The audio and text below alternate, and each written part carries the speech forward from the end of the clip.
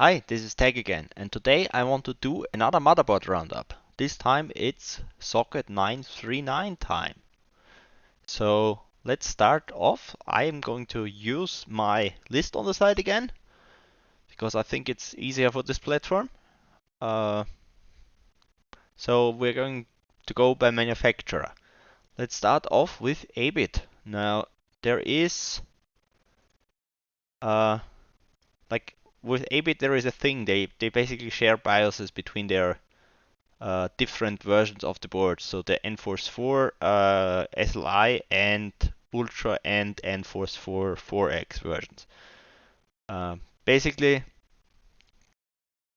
they all run the same BIOS. Let's check a. I think this is the Enforce 4 4X version. Now, unfortunately, HW bot data on the Abit boards is kind of lackluster, so that they made more versions than there is in this list. So this is the Ultra. This should be the basic version, and this should be the SLI version. Now all of these seem to be. Now my theory with sharing BIOSes and like my confirmation comes from a different Abit series, from the KN boards here. So if this is true for the AN series, there's unfortunately very little subs on these, so that's a bit of a problem here. If it's true on the AN series, all the AN boards are good, or at least I should say usable, because good, there is only one manufacturer I would say that really makes good boards on 939, unfortunately. Anyways, if my theory is not true, the only really good AN8 board would be the Fatality here. So keep that in mind. Let's move on to the Did I say KN? AN. KN 8 boards. Now there is again, this trifecta, the Ultra, the normal KN8, and there should be SLI version somewhere here. Here I know that they share the BIOS because when I downloaded my BIOS for my KN8 Ultra I have, it said in the README that it also applies to SLI, and like it said KN8/SLI/Ultra or something like that. So it is for the same for all of them. So all of them should be able to do decent FSB with the latest BIOS. With the BIOS that came on my board, it was absolute garbage. So also keep that in mind. Another thing about Abit that I should probably mention is their lack of error recovery. It seems like with my board, if your board doesn't post, you have to do full BIOS reset. So that is kind of unfortunate. At least it's not Gigabyte levels of BIOS recovery where it actively bricks the BIOS if it doesn't post, but you have to fully reset it. Another thing about Abit, I'm going to mention this for every manufacturer where I know it, is that they support ECC registered DDR1 sticks. I actually did my test run, my quick one, with a registered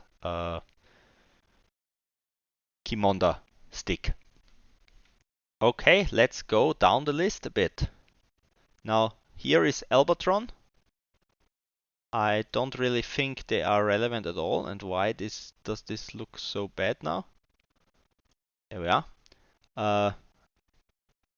There is two Enforce 4 boards here, but there is not really any scores here or any boards in my hands so I could do any testing personally. So unfortunately, well, we're going to just skip them.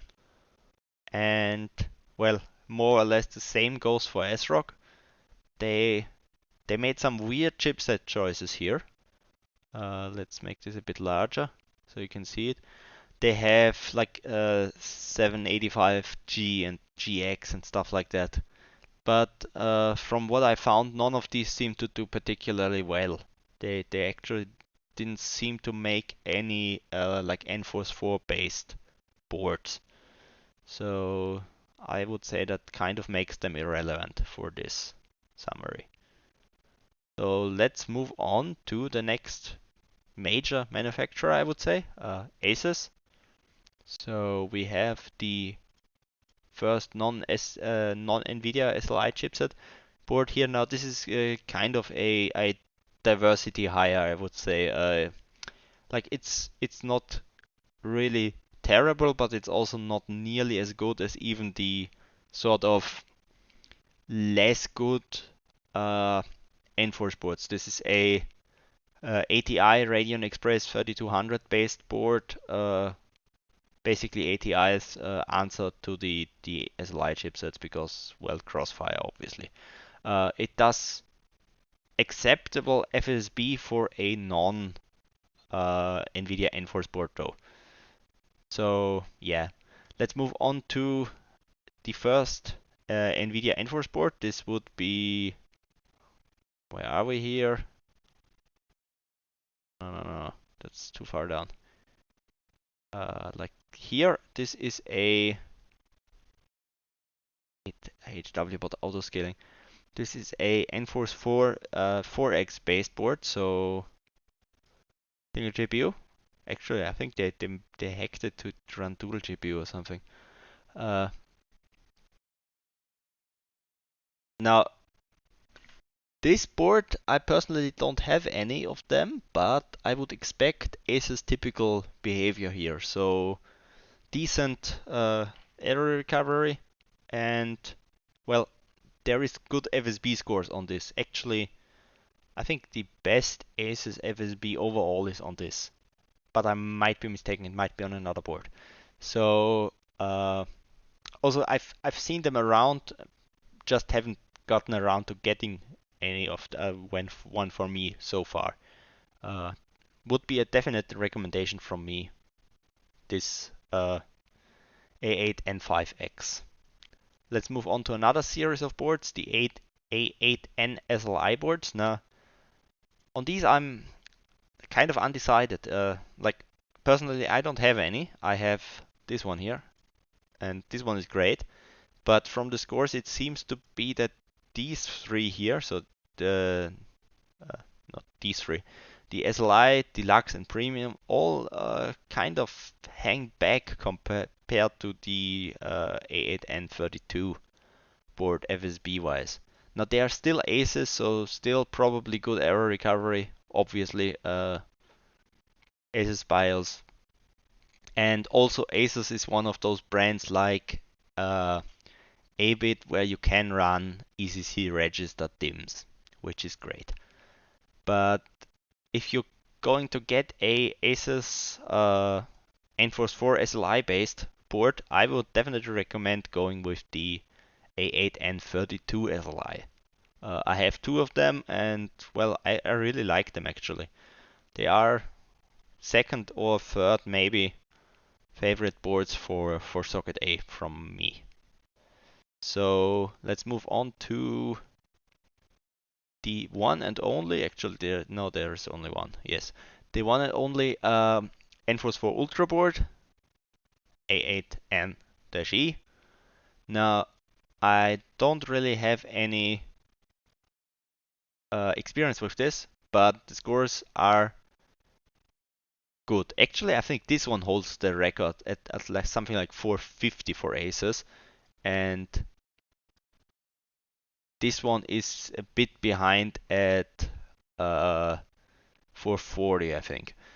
So also a definite recommendation for the sort of well, basically any manufacturer apart from DFI, I would say is unfortunately second tier on 939. So, but for second tier, this is a really good board.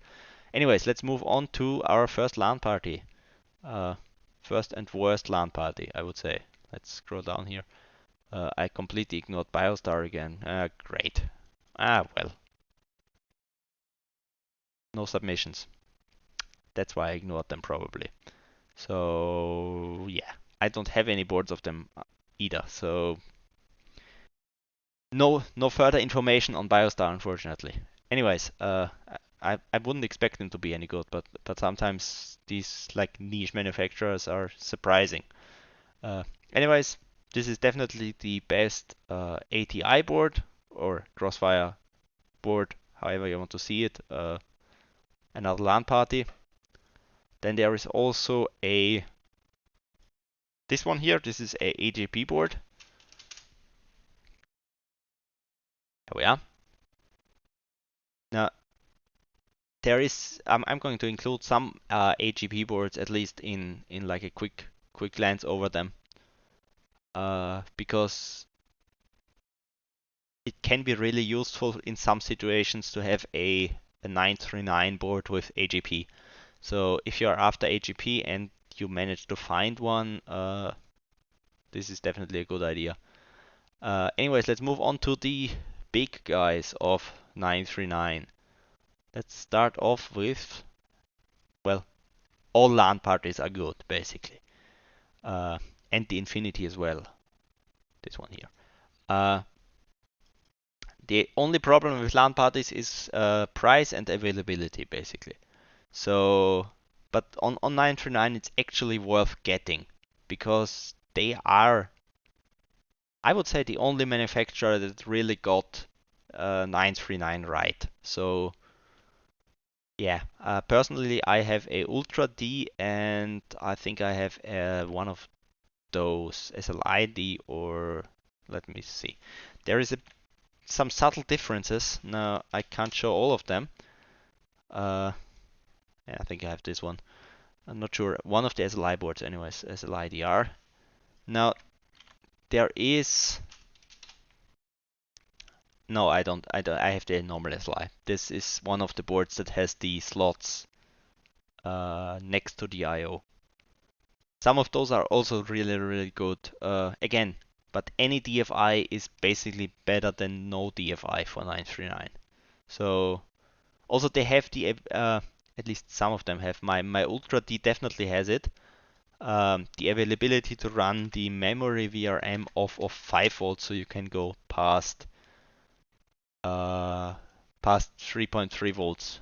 So far, that's I think the only manufacturer where it's easy to run the memory past 3.3 volts. On Abit, it might be possible. They use some sort of weird cascade of linear regulators to get memory volts. I might try to mess around with that, but easy it is only on DFI where you have a jumper here, where you can basically set your memory VRM to the 5 volt rail. So usually from what I have experienced, the easiest to find is surprisingly the Ultra D. And easiest is relative. It's still a DFI board. So easy for a DFI is still basically impossible. At a good price at least.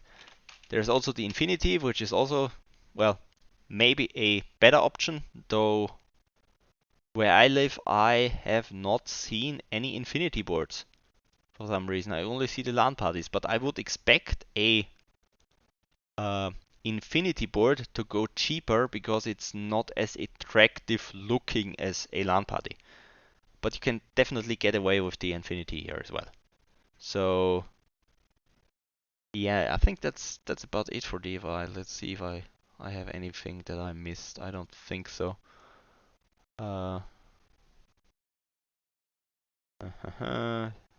Venus. This is basically a version of this, I think, with solid caps. Anyways, yeah, I think that's about it for the DFI boards. Again, DFI is always the problem of getting them, not the problem of them being good usually. The only bad DFI boards are the like really late ones, like Socket 1366 and certain 775 ones I also wouldn't recommend. But like especially early and AMD stuff, DFI is amazing. Let's move on to right here, the ECS Elitegroup KN1 Extreme. Now this one is absolutely crazy looking, and I kind of love this like really really tacky early 2000s aesthetic of this board. Uh, I actually tested it before making this roundup because there is basically no data on HWBot or very little, and well, I'm not really impressed, but that is mostly because um, well, the board posts exactly 299 FSB, and once you set it to 300, it doesn't post anymore, which makes me think that that they messed up something in BIOS, uh, which is really unfortunate because error recovery is, I would say, on the level of ASUS. It also runs ECC registered easily, no problems whatsoever. And I managed to get something like 390 FSB out of it, starting at 299. So I think the only thing holding it back is its crappy BIOS. But like this, I would give a limited recommendation. Like if you're doing stuff that doesn't need a lot of FSB, or doing stuff that is just like a build or something, this is a great option, I would say, because it is absolutely crazy looking, and well, it seems to be reliable, and well, it has a fancy BIOS flashback function even. So uh, I didn't have any problems with the board, but the BIOS is just not engineered right for serious overclocking. Uh, so yeah, that's ECS. Now let's move on to the only brand I would say that might be possible to somewhat challenge DFI. That's EPoX. Okay, the first one is here, our EP9N PAJ. Uh, this little fella with the purple memory slots. Now this one is not particularly like crazy good, but uh, it's not the one that rivals DFI boards anyways. But I would definitely recommend this if you see it for a reasonable price. There is also this here, EP9 NPIA Plus, just a different design, and Enforce 4 SLI instead of 4X. So this is still not the big guy, but again, for all these EPoX boards, I go purely off of scores because, well, where I live, EPoX is even rarer than DFI for some reason. But the scores seem good. Now let's move on to the big guy, the EPoX 9 NPA Plus Ultra. This board is actually, from what I gather, the only non-DFI to hit over 500 FSB. So from looking at scores, this is definitely a recommendation from my side. Now again, these things are super rare, just like the DFIs, which is really unfortunate that 939, like overclocking boards, are mostly boards that are hard to find. There is no like secret budget options except for maybe the uh, ASUS lineup. So yeah, unfortunate bit. But yeah, this is I would say the best non-DFI you can get. There is also a 9NPA3 Ultra, and at least from the current scores, it looks like this version is bad. Is rather bad compared to the Plus Ultra. So far no recommendation for this, unless you're really curious and you want to try it for proving me wrong, basically. I wouldn't recommend it because there's no known good scores on here. And again, I don't have any EPoX boards, unfortunately. Let's move on to Gigabyte. Now, Gigabyte is a bit of a unfortunate case again. There is basically no data whatsoever, but I found one score over 400 megahertz, and it was on this here GA K8NF9. Now let's see where we are. uh, 939 is also one of those sockets where the naming scheme always confuses me. Not really confuses me, but like it's hard to pronounce their names and not trip over your own tongue. Anyways, the GAK8NF9 here is an Andros 4X. I would expect the other ones to be decent as well, but again, it's Gigabyte. There is no scores, which might be same reason as with the Socket A boards. I'm not sure, where basically a lot of them are dead on arrival or have died by now, or it's just because people don't care about Gigabyte. I don't know. So no real recommendations from me. If you want a board that at least is known to do okay, and by okay I mean basically on the level of a bad ASUS board or a like the ECS board, at least confirmed. Uh, this Gigabyte here would be the option. So let's move on. Hewlett Packard, I don't care about OEM stuff. Jetaway, nope. MSI, yeah, we have one MSI board here again. MSI, I want to do some testing. I already have some boards. Uh, Actually, I should mention something with MSI and with Gigabyte. I missed that with Gigabyte. Let me quickly backtrack here. There is a bunch of Gigabyte Enforce 3 boards, like this one here.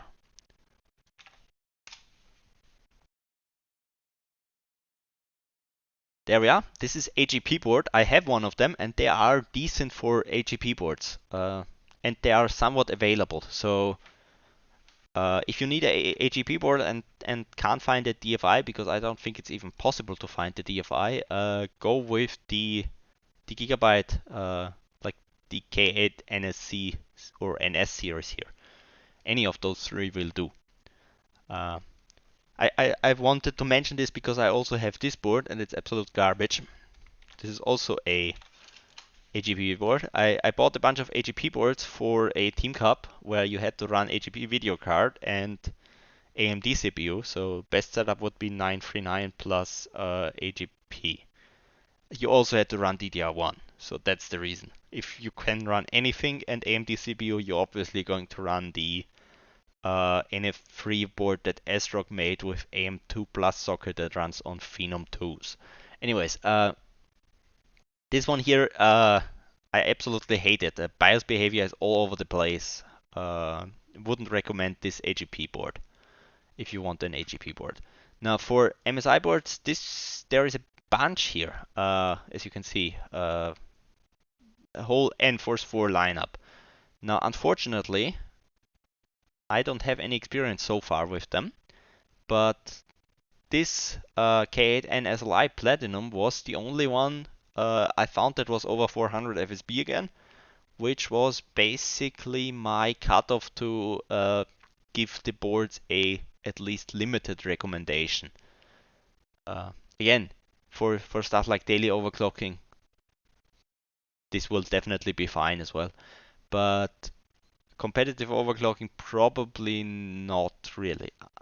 Unless, of course, the current lack of good scores is because people didn't try them enough, but I don't think it is, because there is definitely way more scores with the MSI boards than there is with the Gigabyte ones. So far, no recommendation for MSI overall from me, but that might be personal bias as well a bit, because, well, either I hate MSI or MSI hates me, basically. Uh, so yeah, that's about it for MSI. That is not stuff I care about. Sapphire doesn't do NVIDIA. Yeah, this one here.